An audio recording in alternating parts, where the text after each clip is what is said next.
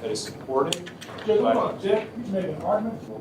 Judge, once again, he's making arguments. Judge, this is the burden of proof. Judge, That's not opening statement. I thought there was going to be an absolute smackdown during the opening statements between attorneys in the Kaitlyn Armstrong trial, and we're going to talk about that and what everybody's saying she did and didn't do in today's video.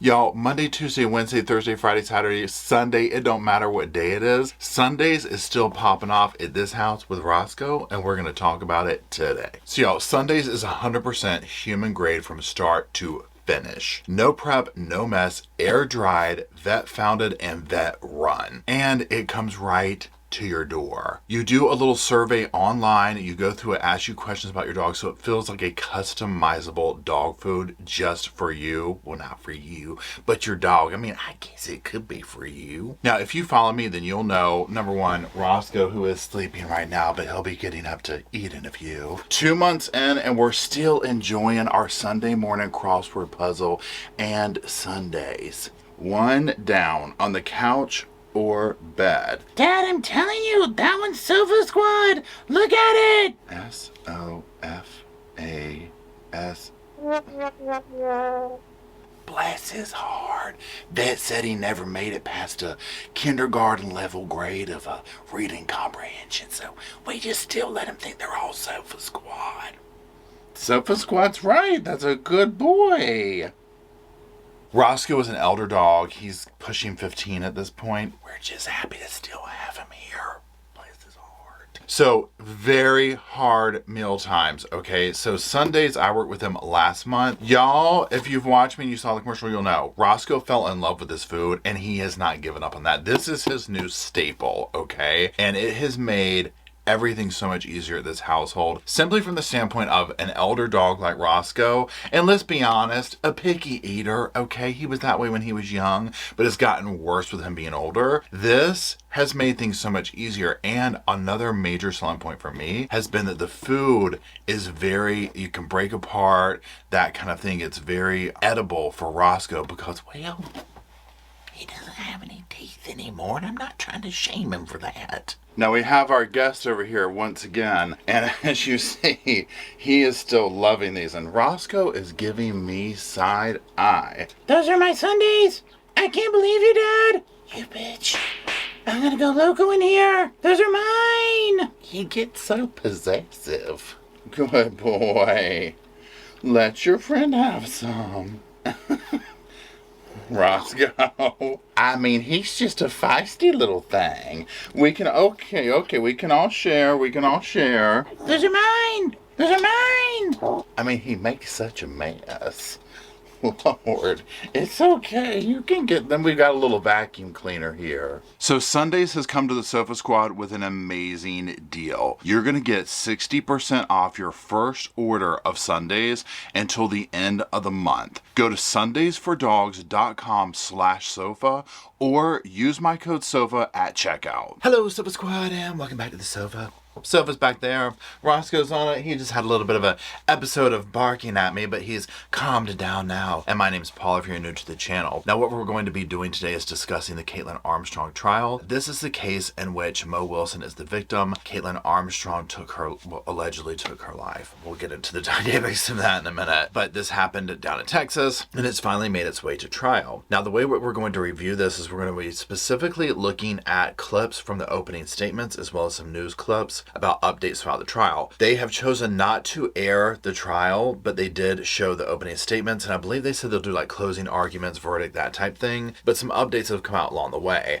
So what I was very curious about with this was to see, what is the defense saying? Like, how do you talk your way out of this evidence? And obviously, what is the state saying? And it was very fiery. Very fiery. It's probably a good thing that they're not showing the whole thing, because I was like, oh, this is going to be one of those where there's like an objection every 5 minutes. So, that being said. So what we're going to do is we're going to talk about the three main people involved in this case. We're also going to talk about basically what happened. But let's listen to what the state says very quickly so we can kind of go into who's who. On May 11th, 2022, at 9:15 p.m. here in Austin, Texas, the last thing Mo did on this earth was scream in terror. And you hear those screams. So as you heard him say, the last thing that Mo did was scream in terror. Now, Mo is the victim of this case. Mo was a cyclist, and she was very well known in her field. Now, the other two people involved in this is Kaitlyn Armstrong, who is the lady who was accused of taking the life of Mo, and then Colin Strickland. Now, Colin is kind of like the center point of this triangle between the two ladies, Mo and Kaitlyn. Kaitlyn was with, boyfriends, girlfriend, whatever you want to call it, with Colin. They had a very on-again, off-again relationship, and when they were off, they would see other people, both of them allegedly. Well, at one point in time, he was seeing Mo, and they had this relationship and whatnot, then it cooled off. Well, Colin's still, on the low, seeing Mo. So one thing that's frustrating to me with this case is it feels like a love triangle that people were not aware that they were in, okay, and it ended up taking somebody's life. Now, this is not to blame him completely. Obviously, people make choices and whatnot, but everyone was not informed on this. Mostly I'm speaking of Mo, because you'll hear as the evidence that we listened to, Kaitlyn was snooping around and knew everything that was going on. So there's that. So to continue on, Mo Wilson, she was a pro cyclist, and she had come to Austin for a race. That's where this crime took place at. She was very accomplished, very well respected, and an event organizer for a race that she was only days away from competing in had this to say about her on a Facebook post. They said, role model, a shy, compassionate person, a spirited tactical racer, and a competitor that genuinely cared about those competing against you. So often, as we see in these cases, Mo was a shining light who had a lot to offer and offered the world during her short time here, and her time was stolen way too soon. 2 gunshots. One to the front of the head, one to the side of the head that hits the index finger as it passes. Now, this would have come to a complete shock to Mo. I mean, as you can imagine, most people who get killed aren't expecting it, right? With Mo, this probably, in the final moments, she would have seen the person who allegedly was Kaitlyn. She has not been convicted yet. She would have had that moment of realization in those last moments of her life of, oh my gosh, you hear the defense of stopping this. It was very personal what happened to her. So in those final moments, that was her realization. That's what was going on in her world. Now, as we'll hear, there's going to be plenty of evidence that will put Kaitlyn's car, or allegedly a car that looks like hers, technology, all this type of stuff that puts her right there at the scene of the crime, which for me is one of those big things of how do you explain that away? Kaitlyn Armstrong stood over Mo Wilson and put a 3rd shot right in Mo Wilson's heart. This is what I'm talking about. This was personal. That shot right there, that was the personal one. They all were, but this was like the icing on the cake, right? Now, here's the thing. During the trial that's been going on, a couple of Kaitlyn's former friends would testify that they heard her saying that she would kill her, and making these comments that whether it was offhanded or whatever, but, oh, I'd kill her if he dated someone and this type of thing. And it was enough for each of them separately without the other's knowledge to contact law enforcement when they heard what happened. Now, if you didn't follow this when it took place, it didn't take long to basically all signs pointing to Kaitlyn, circumstantially and that type thing. And then once you got beneath that, the evidence started to pile up. Now, like I said, Kaitlyn and Colin had this on-again, off-again relationship. When it was off, they were seeing each other, or other people, I'm sorry, but clearly this wasn't cool to Kaitlyn. She was doing her little snooping around. And you'll hear that not only did she share that iPad and laptop with Colin, but she had access through his text messages, through iMessages on those documents. Now, as I said earlier, she's reading all of his private communications, all of his messages, while he is actively lying to her. So this is what I mean by the love triangle that not everybody knows. Mo's over here, okay, yeah, they might have seen each other, whatever. She doesn't know that their conversations are being, number one, hidden, and he's using a fake name in the phone and all this type of stuff, but also that Kaitlyn's looking in on these. So regardless of what was going on with him at the time, this is where, I just have a problem with Colin kind of pulling people into this in that manner and not everybody being informed of the situation. Because can you imagine if he was like, oh, by the way, Kaitlyn, and he didn't know that she was reading his stuff either. I'm not trying to fault him for that because he didn't know that, but clearly he knew that she would be upset because he was trying to hide it, right? So there's that. Now, even in the months leading up to this, Kaitlyn has started going to a gun range. Now, that could be benign. It could be just, whatever, a coincidence or whatever. But when too many coincidences start to line up, that's when you have to start being like, okay. He was in California, there was a bike gravel race in San Diego area. Kaitlyn will testify that during that late April, early May 2nd deadline, that his communication with Mo began to ramp up. Otherwise, they started to communicate a little bit more than they had in the past. So again, you start to see this pattern. Their communications are ramping up. He's hiding, her name, Mo's name in the phone, being secretive, that type of thing. Well, Kaitlyn's over here reading all this and not saying a word, but clearly festering and this anger building up. I mean, can you imagine if you're with somebody, you're living with them, this is your partner, on again, off again, it doesn't matter, right? But you are going day in, day out by, number one, snooping through all their stuff like that. And it's like not doing anything about it or confronting anything, but just letting that simmer, and that anger that you would feel watching him lie to you while you know he's going out to go do blank. That just, I'm like, what? That is next level for me. So the seething rage that must have been building up in her, I can't imagine. And a text message was sent with the exact location of where Mo Wilson would be on May 11, 2022. The exact location when she texted her that. 730 Maple Drive. Kaitlyn is back home in that town. Now, here's the thing. So as you can imagine, Kaitlyn is sitting here. She's getting all the information of where she's going to be, this, that, and the other. She's also tracking her on Strava, this app site, this fitness kind of thing that like lets you put out there like, hey, I just did this trail or, whatever. Like it's tracking your fitness and whatnot. You can share it with people type thing. Okay. So she's doing all this. She knows where they're going to be at. She knows addresses, all this type of stuff. She has this rage building up. It's leading up. So then she comes to town, right? Mo does, for this race. So Colin tells the police that after this murder had taken place, that he had picked her up earlier that day, he's talking about Mo, and that they had gone for a swim at a local public pool. He says he drops her off around 8:30 p.m. And this is the part where, remember, this is where Kaitlyn was tracking everything, okay? So she knew where she was. She knows addresses. She knows where they've been. And again, she's being lied to because the whole time Colin's like, oh, I got to go run some errands. Now, this would lead up to those tragic moments of however it went down or whatever it went down. Again, at the time of this recording, she's not been convicted. That, Kaitlyn allegedly goes over to the house, and this is when Mo would tragically lose her life to all of those gunshots. Now, a friend would come home. Mo was staying with a friend, Cash. This is, she wasn't like at a hotel or anything. So this friend comes home, and the friend will say, I come in and I see legs, and I'm thinking, oh, Mo had a really hard workout. She's like stretched on the floor or something, and then very quickly realizes, oh my God, this is like really, really bad. So she tries life-saving techniques. Obviously, it's too late, unfortunately. But while she's trying to save her friend, Kaitlyn has other plans on her mind. You'll see Kaitlyn Armstrong on a video camera at CarMax in South Austin, near their home. She goes to CarMax and she sells her Jeep for $12,000.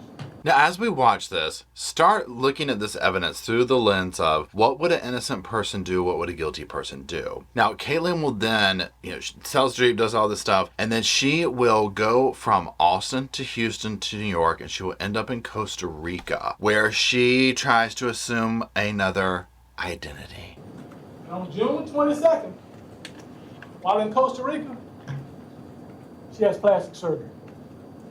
Now, these were the infamous photos that we saw of her, so drastic. I mean, she's getting like booked in, with like the surgery tape and stuff like that. And, she definitely did her homework and was like, hey, I'm going to try this, new face, new country, new me type thing. And you'll learn that on May 27th, while in Costa Rica, she searched her name from her cell phone, news articles, things about her arrest, things about her being a fugitive. You'll see that through the cell phone data, people. She's looking at all this and reading this stuff, and putting it up on her phone while she's in Costa Rica on May 27th. Now, while the defense will have you believe that this is just Kaitlyn's kind of personality, that she just likes to up and leave, and it's just coincidental kind of a thing that she does this at this time, it's hard to talk your way out of Googling yourself in relation to a crime that you allegedly did not commit but have left the country over. Okay, let's refer very quickly to go a little bit deeper into that from this article here. And it says that activity from Kaitlyn Armstrong's iCloud accounts reportedly shows that she searched for her name online and for can IMEI be tracked if not making phone calls. Some of her searches led to articles about her escape to Costa Rica and Wilson's murder. Miss Armstrong also searched can pineapples burn your fingertips and appeared to land on an article that debunked the myth. Well, I'm glad she figured that out in the midst of all this. Throughout the 5 weeks that she was on the run, the yoga teacher looked up online information about rhinoplasty, and when she was eventually found by authorities on 30th of June 2022, she had gotten a nose job and her hair was dyed brown. Now you might be wondering, why dye your hair? Why go to Costa Rica? Why get a nose job? Why do all this type of stuff? What's all this digital evidence you've been talking about, whatnot? Well, let's take a sip from the cuphead and then hear what the state has to say about that. You get about triple log 99, triple log 100. Triple log 99 stops at 8:40 p.m. GPS location puts Kaitlyn Armstrong Jeep in an alley about 15, 20 yards from those stairs. Those stairs that he's referring to would be at the house where Mo was found. So, one thing that never ceases to amaze me in these cases, and I understand that when these cases go on and whatnot, a lot of times, they're very nuanced, so for me to sit here and say, oh, it blows my mind that these people, these criminals, these perpetrators, don't consider digital evidence and GPS and all this type of stuff. Well, I think sometimes in like a scenario like this, clearly there's an emotional, anger-filled type thing, which I would almost argue a lot of times crimes are, unless it's like out of desperation. But when you get into these type things where it's like jealousy, love, money, that kind of thing. And I'm not trying to say, oh, I get it, but I can see it a little bit more of, okay, she's, in this emotional rage, if you will, over her man and whatnot. But nonetheless, the plotting that went into it beforehand, you would just think plain and simple, it's like, don't take your car, or leave your phone at home, like something, right? If the car is the type that has GPS in it, it's like, just don't take that, leave any of that stuff away. If you're planning to go do this stuff, why bring things like that with you, let alone, when you see the neighborhood and whatnot, there's houses everywhere, there's 10,000 Ring cameras up in there, which the defense will bring up in a minute. They do have a good point about this, but nonetheless, it's just shocking in that day and age. In that day and age, like we're somewhere else, in this day and age, that this still goes on. Now, they found DNA on the handlebars. Now, DNA will tell you that they don't say that's the person. They got likelihood ratio. Uninformative, 5 categories. Uninformative with the lowest, strong, and very strong likelihood. That's how they keep it down. You'll find, or she'll testify, that the DNA on the handlebars was a very strong likelihood that the DNA on the handlebars included DNA from Kaitlyn Armstrong.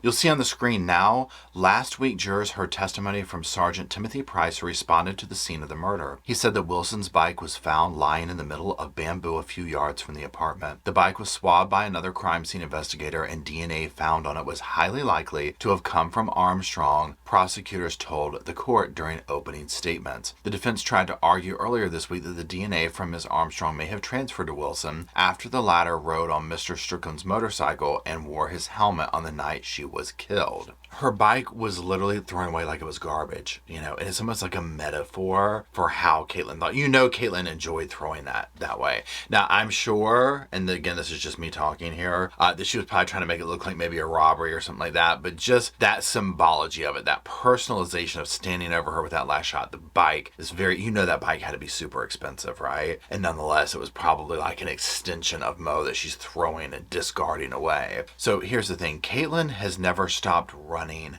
during this case, any of it, including all the way up to the very end. And on October 11th, 2023, 19 days before this trial began, you're gonna have testimony that Kaitlyn Armstrong escaped from the Travis County Jail. Now, y'all, this one here, you know she was hating it that they let this evidence come into the court, because I was like, girl, I mean, this happened, like, not that, like, literally recently, okay? And in fact, let's remind ourselves of this and take a quick look at it.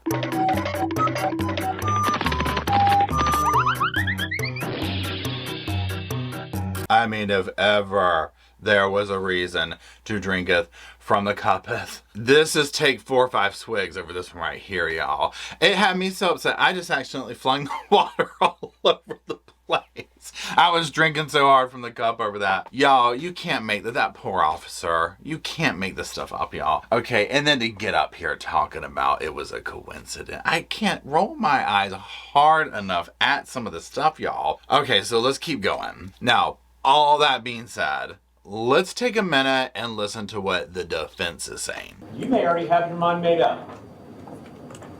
I know Detective Richard Spittler with the Austin Police Department certainly did, just hours into his investigation. Now, oftentimes we hear this coming from the defense of, oh, they already made their mind up. And let's not get it wrong. This does happen, right? I understand. I agree. We see this happen oftentimes where it's like, well, you know, they went ahead and just focused in on this person and it wasn't that person, you know? And so that's why these checks and balances and all this stuff has to take place to make sure that doesn't happen. However, okay, when you are faced with the evidence that immediately came forth in this, it is very hard not to look at Kaitlyn immediately and be like, girl, you know, what just happened? You know, so I know oftentimes things can fall through the cracks and that type of thing, and it looked like that, but it actually wasn't that person. I get that, right? But this is one of those cases where so much evidence immediately pointed toward her that, of course, they're going to think that, right? But I get it. This is the defense. This is his job, is to provide his client with the defense and to create reasonable doubt and to make the jury look at every angle. So you can't fault them for doing their job. I want to talk to you about reasonable doubt. Reasonable doubt is doubt that is supported. Judge, hold on, Jeff, he's making arguments about the weight of the evidence. He's not giving a roadmap. Now, again, like I just said, reasonable doubt is reasonable doubt. That's the center of many defenses, is to, you know, look at reasonable doubt. Like, did this really happen? Does this make sense? Also of note in those clips we just watched is the beginning of a meltdown, okay? I've never seen so many objections and going back and forth in the opening statements. I was like, oh my gosh, you saw the look on the defense's face where he was like, what? Like, he was kind of a little surprised, like, huh? You know, type thing. And y'all, this is just, go on. Get your cups ready, get the sofa seatbelt on, because it gets spicy from here on out. But I want to talk to you about what you didn't hear about. What you didn't hear about. You didn't hear that not one witness saw Kaitlyn Armstrong allegedly commit this murder. You won't hear, and you didn't hear, about any camera footage showing Kaitlyn Armstrong at the scene of this shooting. You did not hear about any direct evidence showing Kaitlyn Armstrong is responsible for this crime, because there isn't any. Now, this is something that I do find interesting. And those clips right there, I spliced together just so you know. It wasn't like that full speech, so just full transparency there. I picked out a few of the things where he's talking about these specific type things that I wanted to speak on. Because one thing that I have noticed in this day and age is, you know, with number one, and I'm speaking mostly to here in the States, I'm not sure how it is in other countries and whatnot, but where we here in America have a lot of access to watching real court cases play out on just like this right here. You know, but we also have a huge market of like fictional true crime type vibe, you know, forensic files, things like this that you see on TV, as well as true crime on TV that's condensing these cases way down. And a lot of the times they're picking these cases where it's like this needle in the haystack type thing, and then everything worked out and it seems like it takes 30 minutes, you know, and it's created this expectation on the public's consumption of these things of, oh, well, you have to see it happen in real life. You have to see Kaitlyn go to the door and it open and she shoot Mo and leave. It's not enough that her phone puts her there, her car puts her there, the DNA puts her there, you know what I'm saying? Like all this circumstantial evidence. On the flip side, there is reasonable doubt. There's always a chance of it could be the coincidental type thing, right? So there is that dynamic, and it has to be brought up to do a good defense. You have to look at all angles of this, right? To make sure, number one, you're not putting innocent people behind bars. But number two, just to give somebody a fair defense. It's what our judicial system, justice system is made on. But there's this expectation of that. And so this is why you see some of these cases where they'll come up with a verdict that you're just like, what?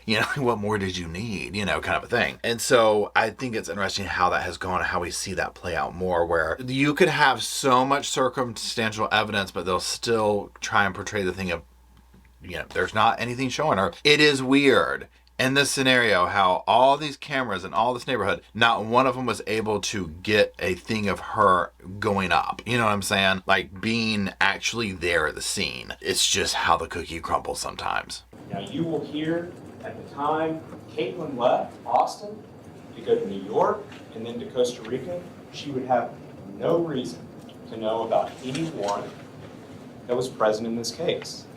That the Austin Police Department told her she was free to go. She was free to go. That's what you will hear. Now you'll see here on the screen, to dig a little deeper into that statement, it says Miss Armstrong was on the detective's radar in the aftermath of the murder and was briefly arrested on a separate standing warrant on the 12th of May, but she was ultimately released over an error with her birth date in police records. Just days after the murder, Miss Armstrong fled the country, prompting an international manhunt that ended 43 days later when she was arrested in Costa Rica. Yes, now this did happen, and she, immediately she's on the map. She was let go. She ran. Thank God they caught her, right? Again, I would ask and argue, why would an innocent person go to the lengths that she did? Even if you just go with the coincidental that she likes to up and leave, like, oh, she's just that type person, it just happens, she was fearing for whatever, so she left. I mean, to the extent that she went through, it's like, girl, what are you hiding? Were happening to Kate at her home. Documented things. Things that would cause a reasonable person to fear for their safety. And that ultimately led to her decision to leave Austin. And you're going to hear people among us who are weak to begin with, who are troubled to begin with, who are damaged to begin with, are more likely to fall into that kind of state of reaction. Now this kind of gives us an insight into the angle that she's taking of the fear, documented things at her house. You can kind of see where this is going and whatnot. So she was like, oh, I need to leave. I need to do this. I need to get a facelift. I need to start a new yoga career, Reiki thing, whatever she was doing right down in Costa Rica. In addition to the fact that it just so happens to look like I might have taken Mo's life. Coincident? I think not. Words and phrases are meaningless unless jurors like you draw a hard line in the sand. Phrases like presumption of innocence. Once again, he's making an argument. Proof beyond any reasonable doubt. Just once again, he's making an argument. Judge, this is the burden of proof. If the state is apprehensive about the jury hearing about... I'm apprehensive about him not giving a roadmap and giving an argument at open statement. That's what I'm apprehensive about. I'm talking about, this is where I was like, they're going to throw down. Okay, they're going to throw down. I mean, we haven't made it out of the opening statements. He's like, if the state is nervous about me talking about the burden of proof, what I'm nervous about, I was like, y'all, I cannot. It's too early in the morning for this. Okay, I was like, what are we doing here? Because what's interesting is when you see two very passionate lawyers, get up there and they're not afraid to speak their minds and just go at it, right? Now, oftentimes this can drag things out. I mean, look at the Alec Murdaugh trial we just came off of, where it was like, oh my gosh, this is going to take forever. And I've seen trials worse than that with objections and this and that and blah, blah, blah, blah, blah. But this one, it's just funny to me how much of this went on just during the opening statements. You had your chance. You could have been excused on Monday. Judge, that's not opening statement. Objection sustained. But you told us you to be fair. That's the same line of question. It's not opening statement. Are we concluding this case? I'm trying to wrap it up, Your Honor. And you're not doing opening statement. Yo, the tagline that we might end up walking away from this trial from is, that's not opening statements, okay? When he started, that's not opening statements. That was What I like about the state that I've seen so far, again, this is just, I've only seen this of him, right? This whole opening statements, or these aren't opening statements, is he kind of talks in that way like I would. Like, that's not opening statements. You know what I mean? Like, he sounds like what was going through my mind the way I would say it. And I appreciate that about him. It's more accessible, right? And just to shout that out, like, that's not opening statements. I was like, I love this guy. And you will have the conclusion that the state has fallen short of its burden. Judge, once again, every time you see Stan, he gets up and says the same thing. He's making arguments about how they weigh the evidence at the end of the trial. Judge. That's not opening statement. And we will end on a that's not opening statements. Okay. So let's talk about what I think and all that type of thing. Now, you know, if you follow me, or if you don't, I'll say it again. I'm not a doctor. I'm not a lawyer. I'm none of that fancy credentialed stuff. Okay. Just a guy with a sofa back here. So these are just my opinions. They are uncredentialed. They are not fancy, as I like to say. Okay. They're just sofa opinions from Roscoe. Yeah, Dad, that's right. See, even he agrees. Okay. So here's my thing. Do I think that she is guilty with the evidence that I have seen and know of? Yes. Okay. Now, again, I'm not on the jury, so this is just me sitting from the sofa talking, okay? Clearly, I would want to vet this out more if I was tasked with being on the jury. You know, there's way too much circumstantial evidence going on here, way too much witness testimony that we're here coming up and, you know, following the case and all that type of stuff. I think that this was a crime of passion. Now, I'm not trying to excuse that because I think there was pre-planning to it as well, but I think that it was something that seethed over time and that it just ate her alive. She was in this very toxic situation, and instead of addressing the situation with Colin, because that's where it wasn't with Mo, because it would have been another girl, or another girl. It was like she took it out on Mo, but it's like the issue is between you and Colin. He's the one going behind your back and seeing her, okay? So that's how I view it. You know, I look at it like, now of course it doesn't matter who it is. Killing somebody over it's not the answer, right? But I just feel so bad for Mo because I feel like no, like this was her friend, you know, this was not supposed to go this way. If y'all have this on again, off again thing and you're doing your own things, but then all of a sudden it's not cool for you, you know, and clearly it's been like burning her up, you know, this is just your own relationship issues that need to be addressed, and probably by not being together or living together at all, you know, but that wasn't the case. You know, she's been documented with even her own friends talking about causing harm to another girl as she dated Colin and this type thing, enough to where these people contact police when they hear that Mo was murdered, you know. The escape attempt, the going to Costa Rica, the nose job, the selling, all that stuff. This is not what an innocent person does. This is not what somebody who, I was afraid for my life from Colin or the public backlash or whatever, so I had to leave and change my identity. No, that's not how that goes, okay? I'm sure Colin knew exactly what you did, you know, and you happened to get out in this like little loophole thing with the police, even though at that point they probably were just watching and waiting for something to really hold her on. Luckily, they found her. So that's my take on it. I don't know how you could talk your way out of this.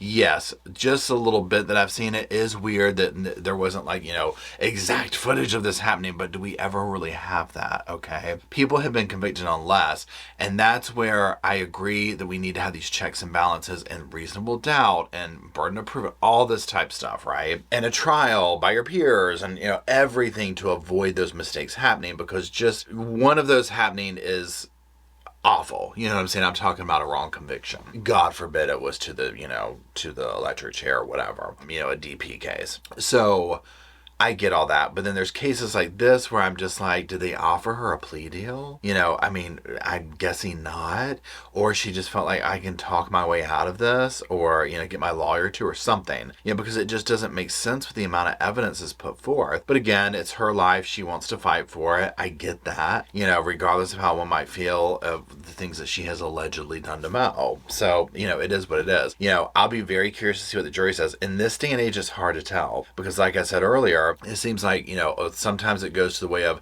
people need that bird's eye view of, no, we actually have footage of Kaitlyn walking in Mo's, you know, place she was staying and doing this, versus her car was there, her phone was there, this was there, she left for here, her DNA was on the bike, you know, all this stuff that's like, if it walks like a duck and quacks like a duck, it might be a duck. Okay, and on that note, let's go ahead and wrap it up. Now, if you're still watching, I do thank you very much for doing that. I'm honored that you wanted to spend this time with me, but mostly Roscoe. I get it. I'm the same way.